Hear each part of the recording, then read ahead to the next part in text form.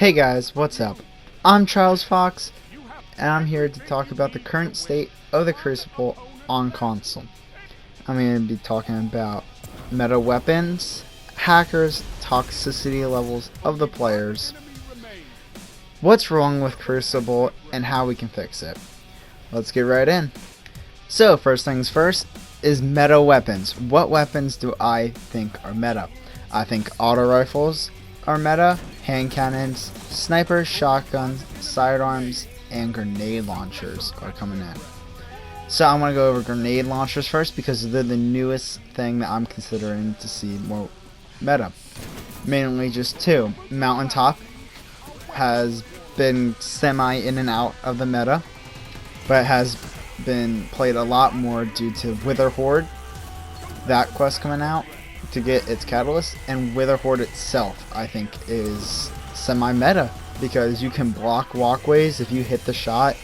If they run towards their teammate, they died, and then just put down a blight for their teammates to take damage.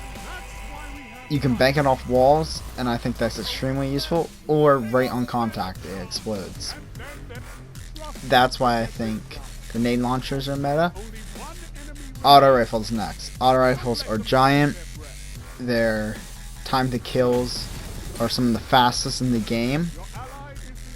Only tied with hand cannons, which is why hand cannons are meta. Auto rifles give you a lot of flinch. When you're shooting a person, it's harder for them to hit their shots, which is a big factor in this game when you're rushing through. If you can't hit your shots, you're dead. Hand cannons are extremely satisfying to hit your headshots, and they're even more satisfying because they put out a lot of damage, which lets you get the second fastest times to kill in the game. So that's why they're meta. Next are snipers. Snipers are meta for two reasons. One, you can cross map a person to the head. Two, some of them can one-shot supers in the head. And to be taking out someone's super in this game with how supers are in the Crucible are huge. Next are shotguns. Shotguns are easier for the new player to use. You just rush down a player, shoot them really when you get close, and it one-shots them. And with that mechanic, it makes them extremely easy to use if you know how to get around the map. If not, it kind of makes it harder to use. Sidearms just kind of make my list because I see them coming up, especially with how Bungie's starting to give them more love. And I think they're going to be joining top tier meta. If not in this sandbox, maybe in a couple future ones. But right now, they're really good up close. And if you hit almost all your headshots when you shoot it, you can usually kill in 5, maybe 4 shots if you have a good roll on most sidearms. So those are the weapons I consider meta. Next up is hackers. Hackers are not that big of a thing on console, so I'm not going to go too much into it. There are hackers inside the Crucible. You mainly find them in trials. You can find them because there's nowhere else you really need to hack inside the Crucible, because there's no real giant rewards besides in trials. So they're mainly just doing input devices, whether it's through some kind of program or the battle packs that you can get for your controllers or back buttons. They come with some mods, but besides that, hackers really just kill the game. And if you are a hacker inside this game, you are killing it. You're not helping it, and you're not helping yourself because you kill the game. All that time you put in is gone, so it doesn't matter. And yeah, that's what I think about hackers. Now we move into toxicity level of the players, and it is pretty toxic. I don't know why. Maybe it is that hackers are in the game. Maybe it's that Crucible just is not rewarding and not that fun. I play this game mainly just for Crucible, and I love it. The Crucible gameplay that I can get, and just playing Crucible is awesome, especially with my friends. And the fact that other people can't feel that enjoyment or have that fun, and that it does make people toxic because there's no point. Like, if you're not having fun, you're not going to be happy. And if the game's not rewarding, you're not going to have that much fun. So it does really relate into the reward system in it. So people get really toxic, which is why toxicity levels inside this game are rising, and it needs to be fixed somehow. I'll get into that later. And now it's the final part. What's wrong with the Crucible, and how Bungie can fix it, or how us as players can fix it. So, what's wrong with it? It's not rewarding, as I've stated, and it is hard for new people. The reward systems. We have one endgame inside the Crucible, and it's Trials. And not everyone is the biggest fan of Trials. I love the game mode. I'm a fan of it. Other people think that stinks and it's not good. Some people just think it's a sweaty try-hard mess, and it mainly is. But PvE, the other half of this awesome game, has nightfalls, it has dungeons, and it has raids. What exotic in this game is restricted just to PvP? Inside this game, there are raid exotics. If you go through a raid and try super hard, you have a chance on getting this exotic. What about those people who play Trials? Like, add on some exotics inside Trials. That will make people play. To make the collectionists play Crucible and get better. If not, I'll have people get into Crucible more.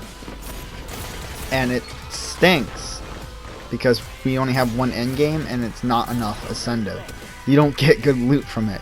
You get some stuff to advance your armor, to upgrade it, to masterwork it. You don't get that much weapons as you can just token farm and get it from the engrams. Like, going flawless has some incentive, but doesn't give as much as going out and playing a raid and stuff. Like, we need that end game loot. And the way to fix that is you can add another thing. Maybe make it like, I don't know, make the comp playlist reward what Trials rewards, and make Trials more rewarding than what it is. Like, make it more sweatier, basically, is almost what it's gonna be. But with that sweatiness, and with those people who love Crucible and that come back to play it week after week after week, it's worth it. Then we have two actual decent, almost endgame things in the game. Comp and Trials. Right now, Comp is more like just a different loot system of casual play. Then there's the newcomer. Let's go to the opposite spectrum. Getting away from sweatiness, going to brand new. Playing their first Crucible game. It's not skill-based matchmaking anymore, so that new person who just got in might not have the best experience. And if they don't have a good experience, why would they come back? Think about this. If you ever go to a restaurant and have a meal that you know you like, but they make it so that it just tastes horrible, you're not going back to that restaurant. It's kind of same to Crucible. If you play your first game, and you know in other shooters that you love shooters, and now you play this game and you're not having a good first game, you're not gonna want to come back. You might come back every now and then for a quest, but you're not gonna want to. So I think there should be like a newcomers playlist, or just something for new people to play. Have it so like if you played PvP for like 5 hours, you can't enter the playlist. But have those newcomers be allowed to play the other playlists if they want to play them with their friends. But don't have it so everyone can play the newcomers, if that makes sense. Because new people need time to experience the game and get a feel on how it works. And it's kind of hard to do when you have the high skill players just dunking on everyone and absolutely obliterating. So that's how I think we can fix it. Just make a playlist for them. Let's move on. So let's get right back into these exotics, these PvP exotics. Make it be like at the end of comp, when you meet like 5,500. You just meet at the end. You get a chance to get an exotic that is restricted just to that. Kind of like 1,000 voices are restricted to a raid. It would be an exotic, whatever they make it. Just the only way to get it is to do comp and get to the end. Same thing with trials. I think this would be a great thing for trials if they would do it. A lot of people get more into trials to try to get this gun. But you gotta make sure the gun's not bad. Make it really good, but not brokenly good. That's how the loot for PvP can really get fixed. Besides that, just better drops. Because right now I go in, I don't even get a legendary every 5 games I play. I mainly get some blues. Sometimes I don't even get a token from a match completion. But that might just be my luck. Hey, if you made it this far, that means you're obviously enjoying the video, and I plan on making a lot more videos like this one, but even better. So please, hit the like button, leave a comment on what you would like to see in the future, and make sure to hit the subscribe button. It's free, you can always unsubscribe, or you can just keep with it, stay with the channel as it grows. Hit that bell icon, and let's move on to my final thing I want to talk about the Crucible. How us as a community can make it better. We don't have to go into casual playing, sweaty tryhardness, kill everyone, gotta be the best. If you see someone struggling in the Crucible, hit them up with an invite, and maybe just as you invite them, ask them if they want to learn. Maybe if you can teach them something.